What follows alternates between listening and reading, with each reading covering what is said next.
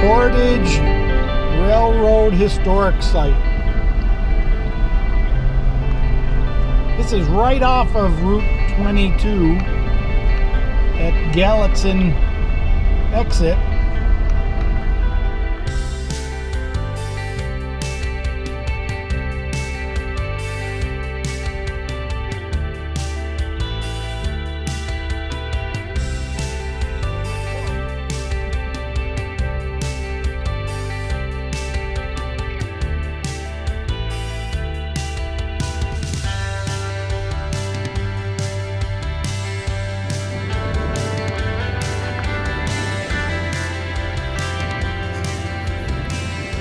We are at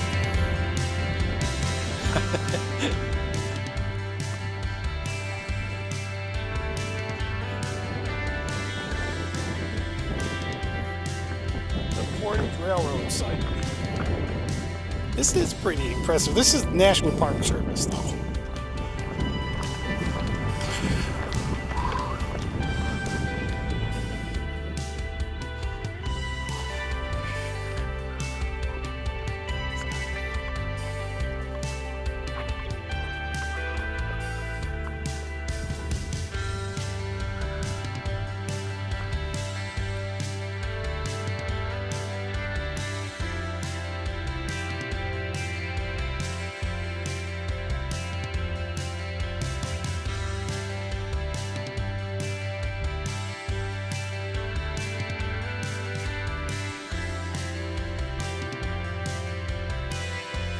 After the Erie Canal showed its success in moving freight and people and opening up the country west of the Appalachian Mountains, there are many canals grew throughout the United States, but the Appalachians still showed a big barrier to getting through them. You couldn't get a canal through or over the Appalachian Mountains.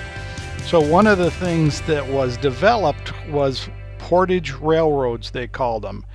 And they took these big canal boats and they loaded them onto rail cars and moved them over the Appalachian Mountains.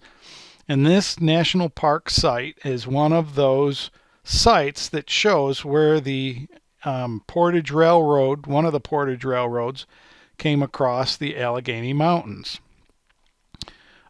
This was a huge portage site. It took 6 hours to get over the mountains, and it was pretty interesting how they loaded a canal boat onto the different rail cars and pulled it up over the mountain. They didn't pull it with a train because a train back then wasn't powerful enough or had enough friction on the rails to pull it up the mountain. So they pulled it up the mountains with ropes, similar to a cable car in San Francisco.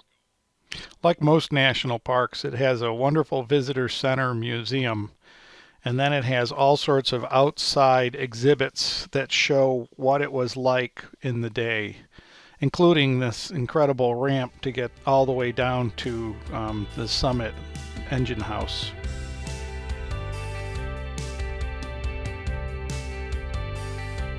From 1834 to 1854, railroad cars bearing canal boats, freight, and passengers were pulled up and lowered down this slope by a continuous rope driven by steam engines located in an engine house to your right.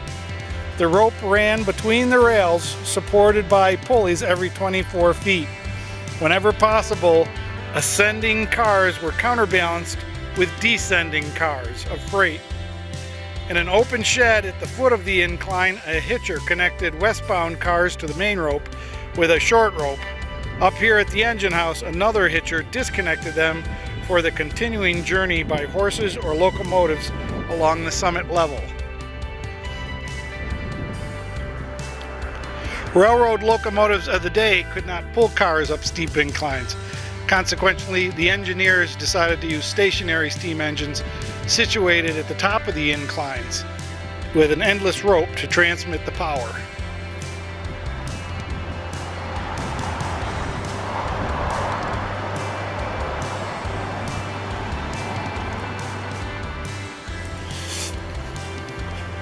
The National Park Service does a magnificent job of making places just wonderfully inviting.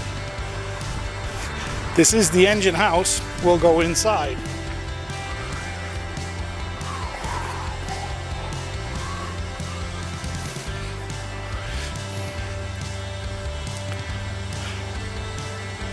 This is a replica of the original engine house. However, the original engine house is inside here. Down on the floor you can see remnants of the foundation inside. So it is kind of an archaeological site.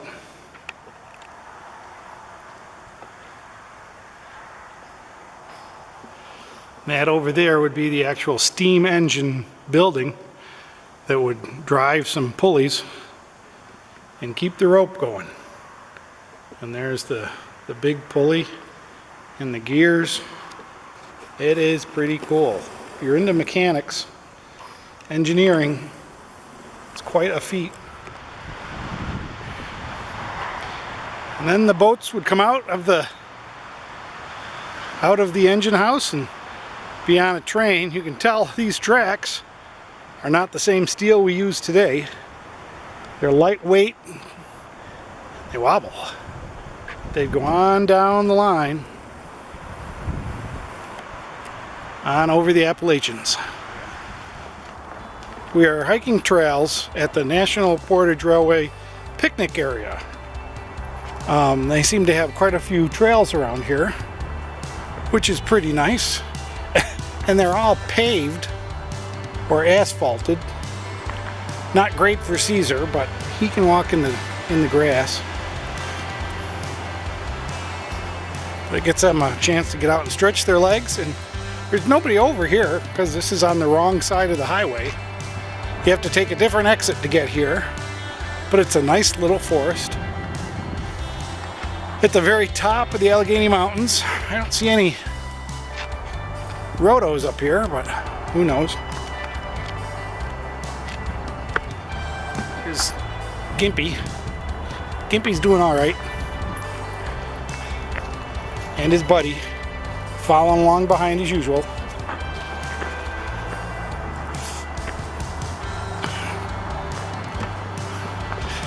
We've been doing a lot of up and down hill climbing today.